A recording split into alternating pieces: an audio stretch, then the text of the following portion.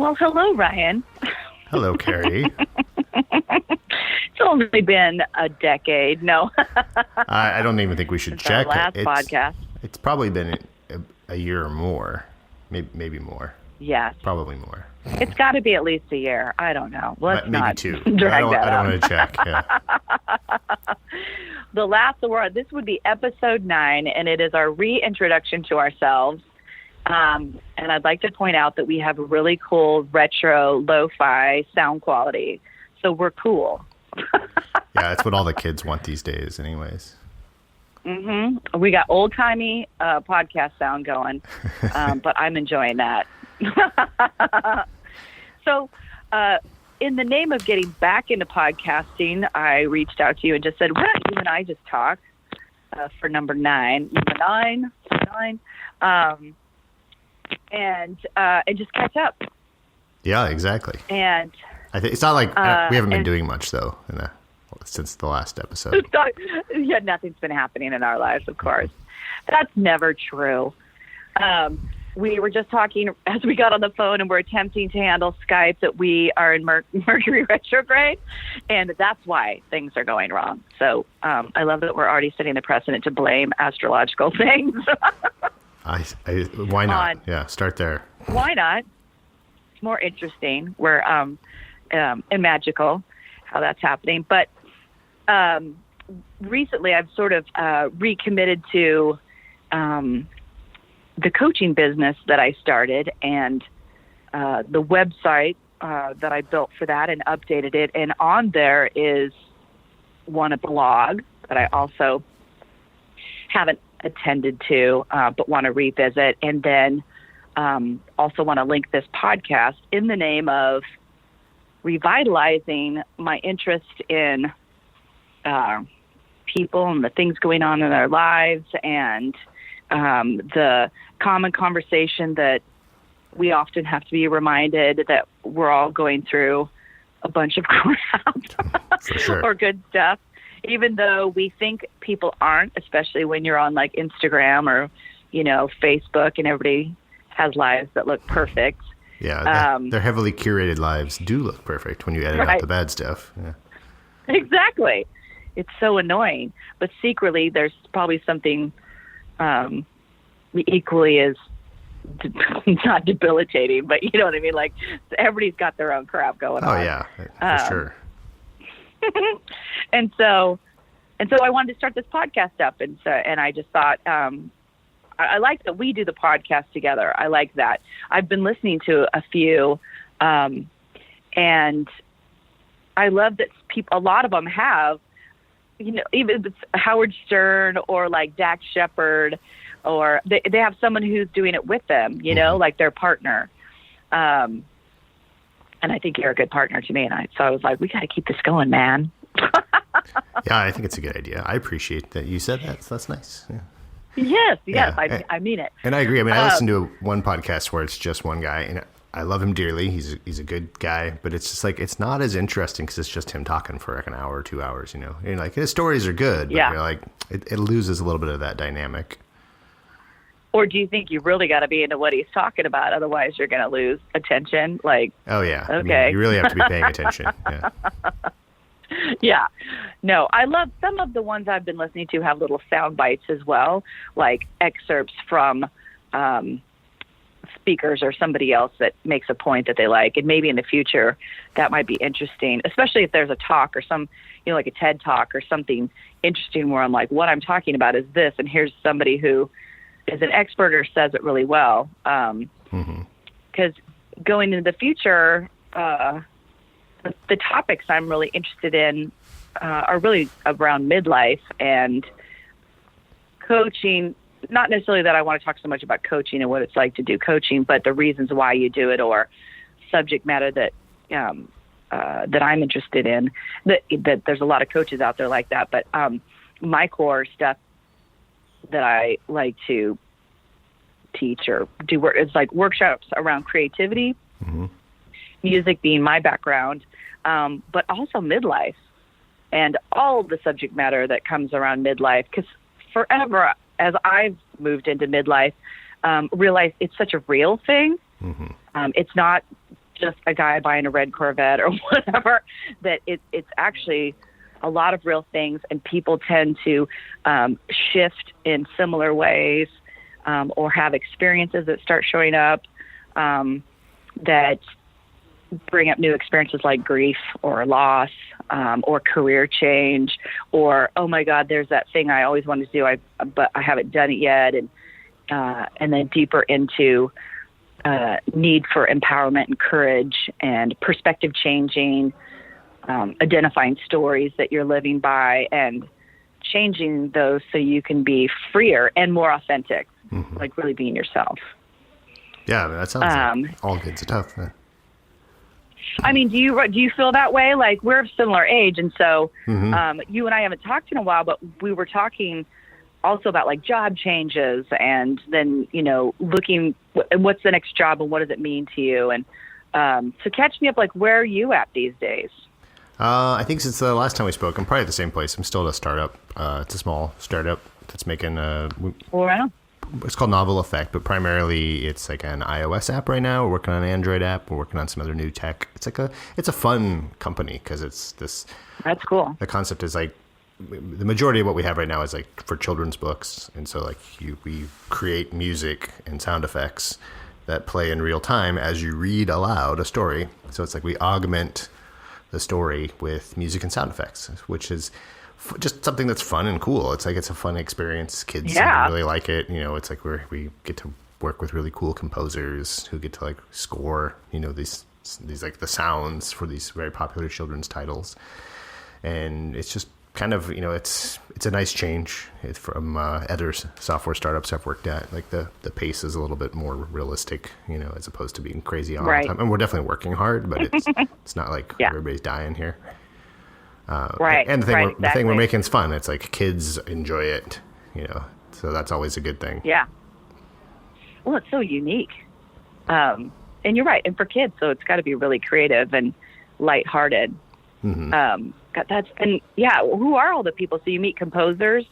Who's maybe some of your favorite couple of people you've gotten to collaborate with? I mean, we actually have 2 full-time composers here, so they're my favorites for sure, because we get to work with them all the time, and they're really great. Nice.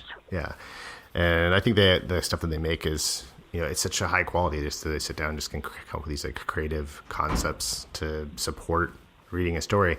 It blows my mind because like I'm not the type of person that can just think of music and compose music. I mean, I enjoy music, but I'm not a composer like you are or these other folks. It's like, I really wish I had that skill where I could be like, oh, this is the idea I want, and I could just pick up an instrument and play that idea. So it's fun to see people who can do that. You know, I can help you with that. Yeah, it will be your own unique brand of music, right? Which is what it's all about. Exactly. But yeah, what a great job for them too. Like, what do you do? Oh, I compose music for children's books. Like, what a great job. Love that. I think they have a lot of fun. I think it's hard to get that kind of job too, you know, especially in Seattle. Yeah. Well, yeah, no kidding. Right. Well, it's quite the niche. Like, not everybody's doing it, but I think it's interesting. I think you feel the same way. So for folks who don't know, we used to work at the same place together, and that's how we met. And it was a agency, like a digital agency, if that's still the correct way to say it, that did not only tech work, but marketing and things like that. And that was 2000, what was that, 2014? Yes. 15? Somewhere around there. Yeah, I think 15. Giant blur. I think it ended, I think I left around 15, sounds right. Yeah. Yeah. I was there for a long time. We met there. Yeah. And stayed friends, and then I left a year or so afterwards, and had hit like a burnout on project management in the tech world, because I've been doing it since 2004, and we had then moved to Tacoma, so I went and worked for the school district of Tacoma, thinking I'd like to see what it's like to be around kids, you know, and maybe, I guess, teaching might have been an idea in there somewhere. But I think at the same time, we've both been sort of examining, like, what kind of work do you want to do? You know, especially when you leave a place, you're like, okay, what worked about that? What didn't? Right. And so it's been really interesting to hone that idea and actively hone it, like respectfully to yourself, make decisions about what works for you and what doesn't. Because I think a lot of people don't. They think, or they don't think they can have control, or it makes them nervous, and so they, just stay in a job they don't like, or keep taking the jobs they know they can do. Yeah, because that seems safer. Yeah, it definitely is. They're not happy. But that was one of the things even before I took this job. I was interviewing in a lot of different places, and there were quite a few that I was like, after I go in, interview, talk to them, it's like, no, I'm not interested. And that's a hard thing to do because you're like, well, this job is definitely one that would pay really well. But the culture and the people, they seem okay, but it's just like, do I want to do this every day? No. And being okay with making that decision is hard because you're just like, oh, I got a family to take care of, so I can't turn down all the jobs, Right. It's scary. Well, I think when you have confidence and you're making those decisions for right reasons, because ultimately what can happen if you accept jobs like that is you get ill, right? Yeah. I think ultimately when you're unhappy, I believe, the body responds, or you get depressed. And so ultimately you wouldn't be good for your family anyways.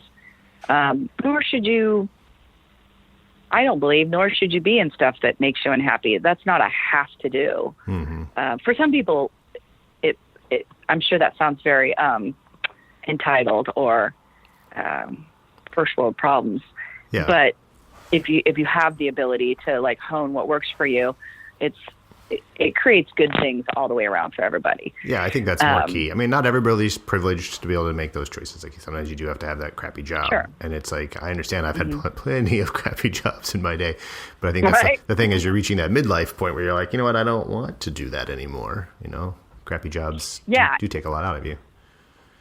Well, and you will work hard to go find the right one and then work hard. It's not a lack of working hard. It was difficult for me to, like you were saying, you get a job, you're like, it would pay well. It seems like it's the right thing to do. Even when I was in school, there are lots of places, there's a lot of need for the position I was doing was paraeducator, which is a support to a class. And currently in Tacoma, those jobs have gotten raises, which is great because for a couple things. When I and my husband were doing this job, I've never seen a job pay less. I went from working in the tech world to working in the school district, making literally $950 a month. Oh, see, that's the hard thing. Like, education should pay more, but it doesn't, which is pretty lame. But even that, understanding it's an entry-level support job, I was like, not even a 20-year-old with no children or anything could live off of that here now with the rents and all of that. I was like, not even a young single person can, because that's your rent. Yeah, exactly. Maybe. I mean, you kind of wonder who is that salary for? It's like you have to kind of already be comfortable to be able to take that kind of job on, or have a partner who's there to support you. Yeah. Right. Well, and we were only able to do it because we chose to live off of some savings. To do that and experiment. But there's lots of retirees who do the job. There's other people who have partners who work, and so this is their supplemental income.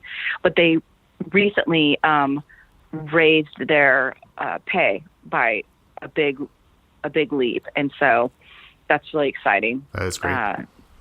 Yeah, but at the time, when I was doing it, not only was the pay too difficult to stay with, but it was the first time I was ever at a job where I realized I emotionally couldn't do the job. It would suck the life out of me, or I wouldn't be able to handle the emotional darkness. I was working in a TLC room, which is therapeutic learning, which often has a lot of kids who've experienced trauma, and those kiddos definitely, obviously, need all the support they can get. And I was working in a classroom, and I had never worked in a classroom like that or with kids like that, so I was learning a lot. But it was really dark, too. And they had an amazing teacher who, one, was insanely patient and had been with them for a few years. So she would say to me, it may look like there's no progress, but believe me, you've only been here for a little time. Believe me, there's been progress. It's hard to see, but you got to kind of understand that going into this kind of work. And they the office had told me, hey, we're going to have a position open. Would you be interested? And it was one of the first times I've ever said, I don't think I could emotionally survive it. Like, it would be too dark for me. Mm-hmm. I mean, it's good to know that. Yeah, but I don't like to be a quitter. Like nobody likes to be what felt like, oh, I don't want to say no, like, because I want to help. And, but it was really dark. I mean, you've got 5-year-olds who are, when they trigger, or if they're not on their medication, this is just some of the kids, a couple scenarios, I've been kicked, hit, spit on, bitten. I've had a 5-year-old call me names I've never heard an adult call me, and just that's on a daily basis. And it's hard to watch a sweet 5-year-old go from that trigger and then, for sure. And it's not, it's from terrible history. And I feel like I'm fairly empathic, and I just was finding that I was so drained every day that I was like, in order to do this job, I would have to go walk into the forest every day or whatever. And I had my own family to tend to. And so I had to say no to it.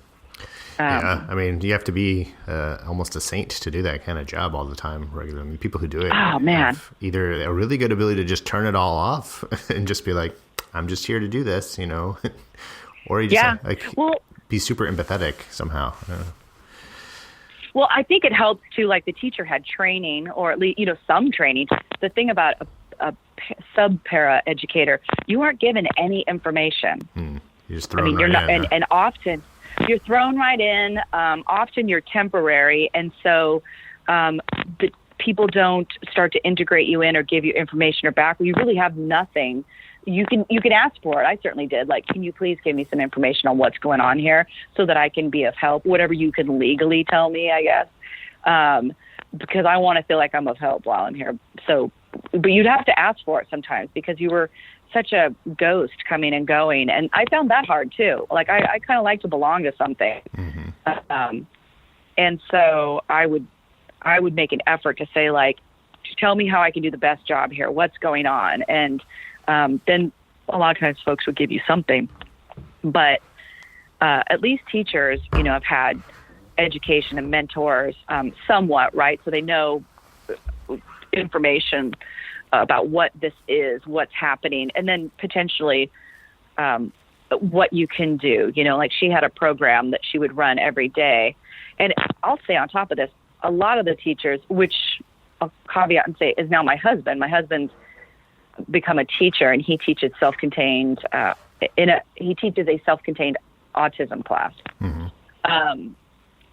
And so just to watch him and the education he's got, I'm like, man, all that information is so valuable and helpful just to know what potentially to do or not to do, right? Right. Because, if you don't know about all the spectrum of somebody who's had trauma, or if you don't know anything about the autism spectrum and you've just got your regular thought process, you might see a kid act a certain way and be going, oh, they're just being jerks. And I'm like, oh no, they're triggering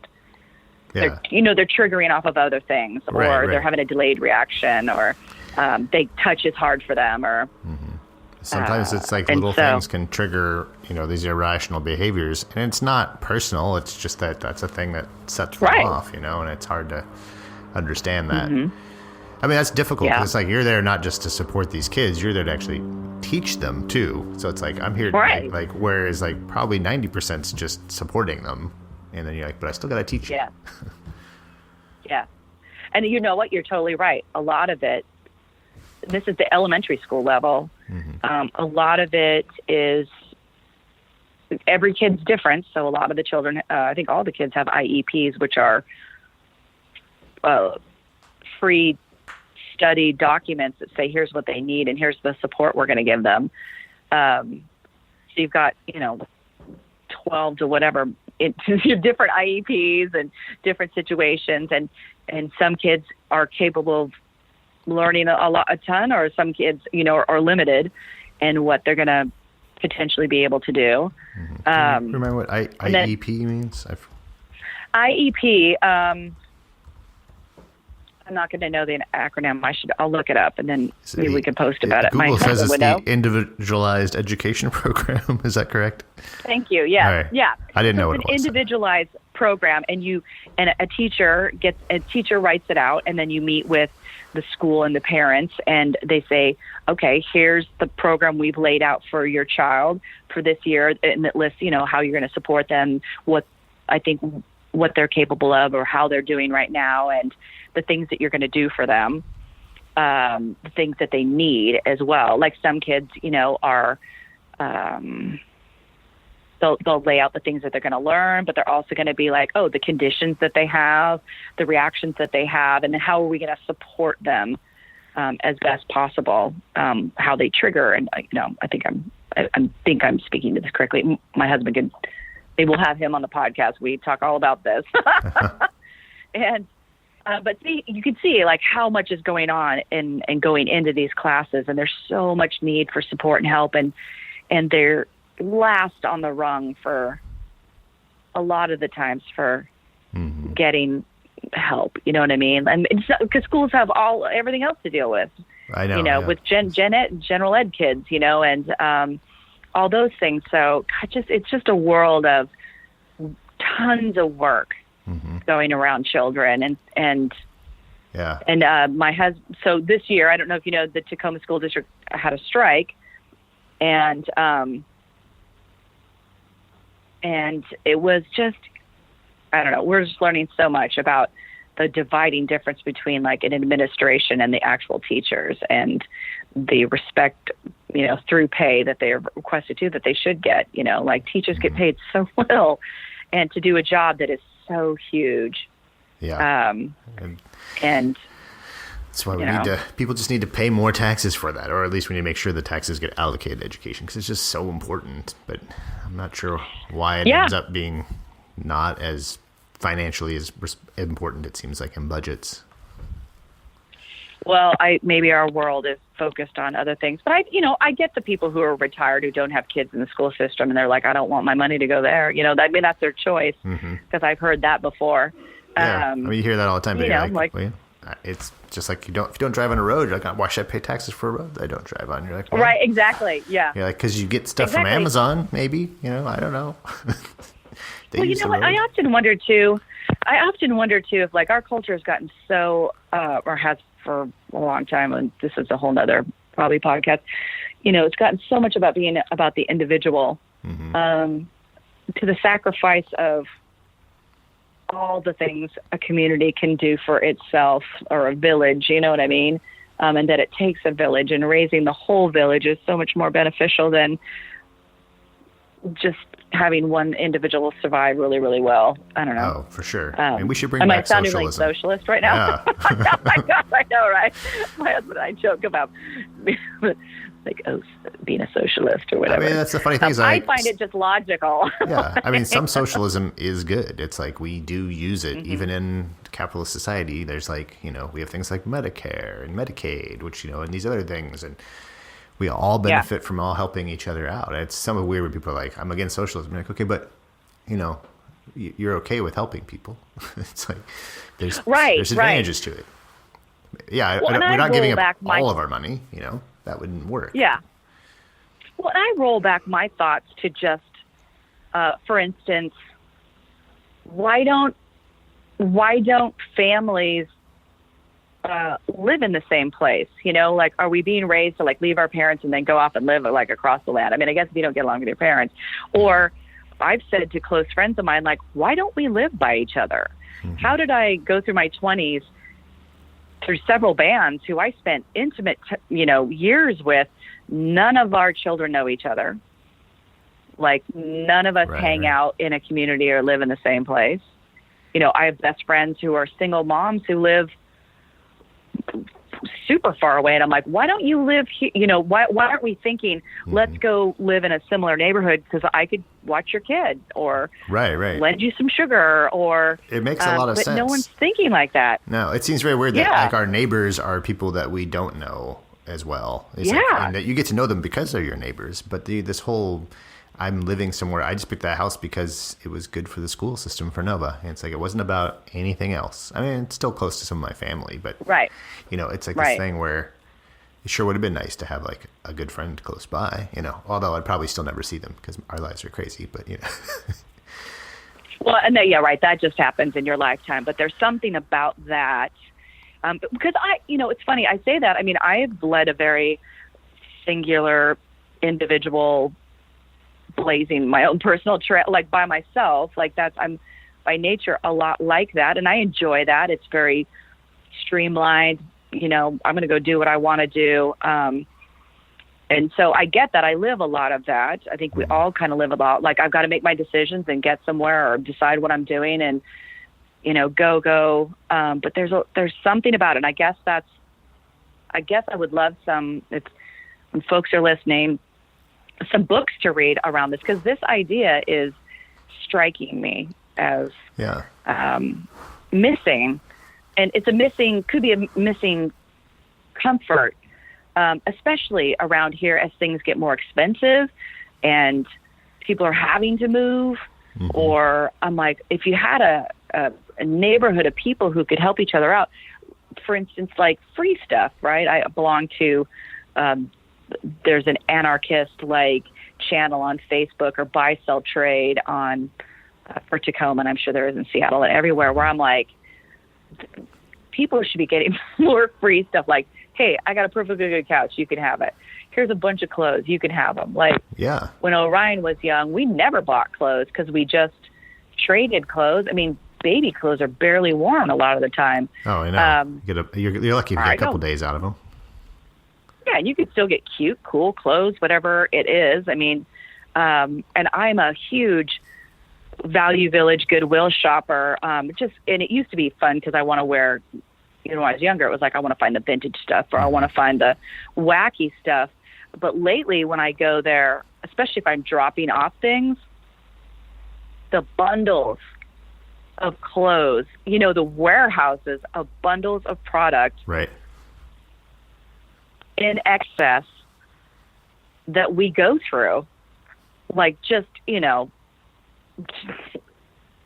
it's a little crazy. I feel when I go to the mall. Yeah, I mean, everybody has access to a lot of. I mean, that's the thing. It's like, there's a lot of wealth diversity, but it's like the amount of stuff that people acquire is. I feel like it's going up more than the sharing.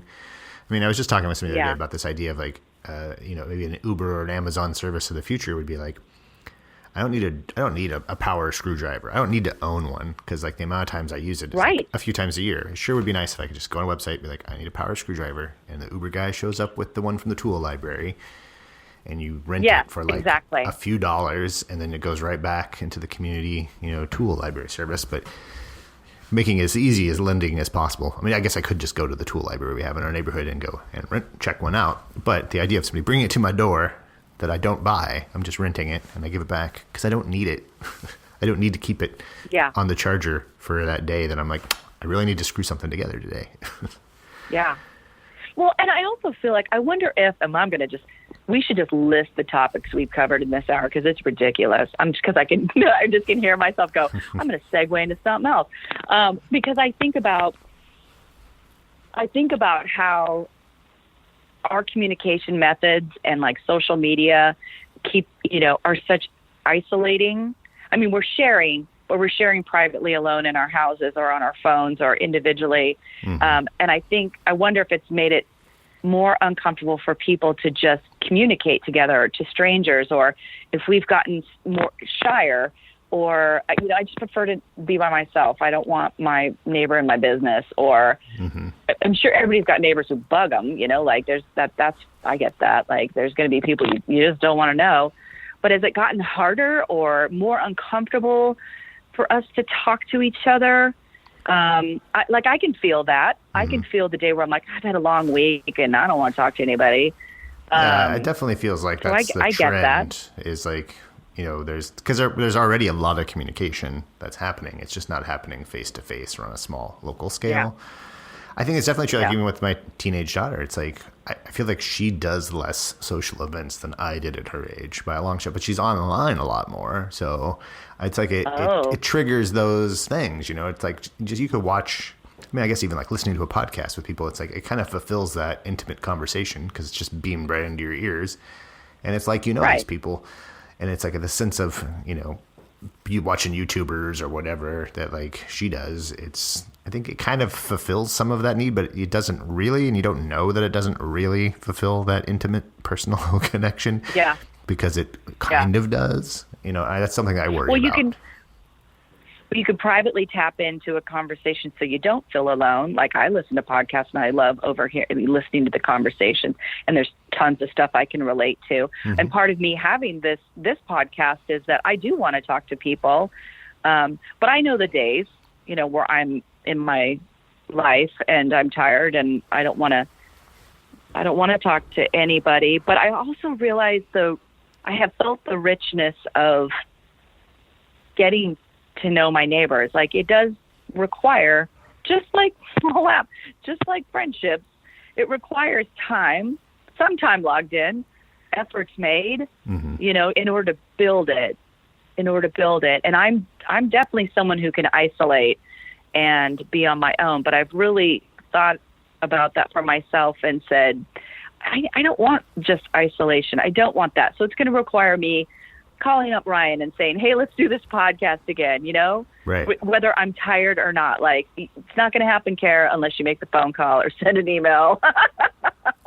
Yeah, which is good. Something. And then the nice thing about having your own podcast, you've got a huge reach to a larger audience. So, it's like we can have this conversation, but more people can listen to it than just the two of us. So, maybe somebody can and take I hope away they do. From it. Yeah, and I hope they do. And wouldn't it be magical if people said, oh, I got something out of that, or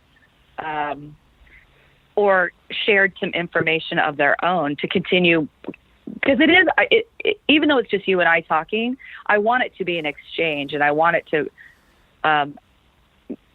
inspire people to say, hey, I know what you're talking about and you should read this book. Mm-hmm. This was an amazing book. Like, great exchange. Thank you. To grow it into something bigger, and maybe that person suggests a book and you're like, well, you get on the podcast and you seem to know a little bit about this. And so it's interesting, how this vehicle can aid in that. And that's all kind of new. Yeah, for sure. I was laughing on a note of friendship. My husband, who is probably more introverted, he's pretty introverted, but had such a better understanding of friendship. He had to tell me something that was really obvious. He's like, Carrie, friendships, you can have a friend and still be mad at them and not talk for 2 years and you're still friends. Friendships require these things. Mm-hmm. And I can't remember exactly what he said, but I remember having this aha moment that just seems kind of stupid. Oh, is that how you have friends? Again, just having been somebody who's been probably not a loner, like some rebel loner, but I'm by myself and I'm comfortable with that. We're doing things and I work in bands and all that, but ultimately, I'm very comfortable hanging out by myself, but craving closer friendships. And he's like, well, Carrie, it requires this, and it can also have arguments, and that's okay. Or you can choose to be mad at your friend for a while. Yeah. I think that's part of the healthy friendship is having differences with people, You don't want to just create a friend that's an echo chamber. Yeah. Well, listen, I'm not sure you have much more time because we decided to get on the phone around lunchtimes.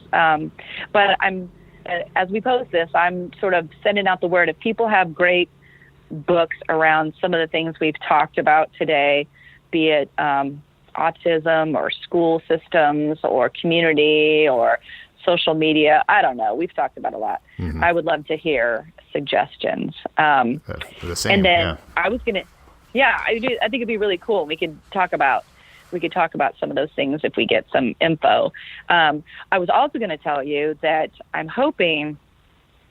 I just did an interview with Shelby Earle, who is an amazing singer-songwriter in our Northwest area, who is newly married and about to be a new mom. And we had a big, we recorded an interview she did with me around what is it like to be a musician and an artist and then become a mother and all those things that go through your mind or happen. And she had a bunch of questions for me, and we recorded it. And so I'm hoping I get to post that interview as one of our podcasts.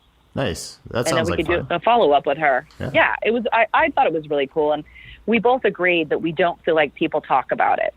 It's something I rarely ever see in an article, but I crave deeply to hear from other artists who have had children and the things they've gone through, or what their lives look like, or how they continue to do art or don't, and maybe why, and that's all good too. So in the future, hopefully that's coming. Yeah, it's a good topic for sure. I think every parent runs through those issues of like, oh, I won't have time for my art because now I got to have kids. And then you make art with the kids, and then you make a whole different experience. And grow with that. Right. Yeah. It'd be nice to talk about it more. Mm-hmm. So. Very cool. Well, I'm glad to talk to you again. Yeah. We're going to kick this thing into gear. I'm not going to curse us, but say we should do this again, not in 2 years, but sooner. It's not going to be 2 years, damn it. I'm going to get on this, and then we will probably do it so often it's annoying. There you go. So here's my thing.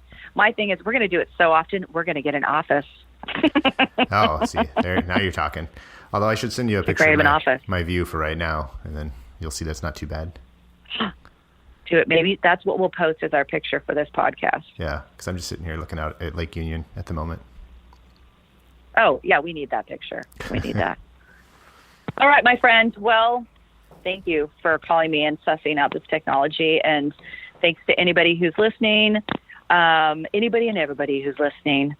And we'll see. We'll hear you, or we'll talk at you again soon. Exactly. All right, thanks. Awesome. And thanks to everyone. All right. All right.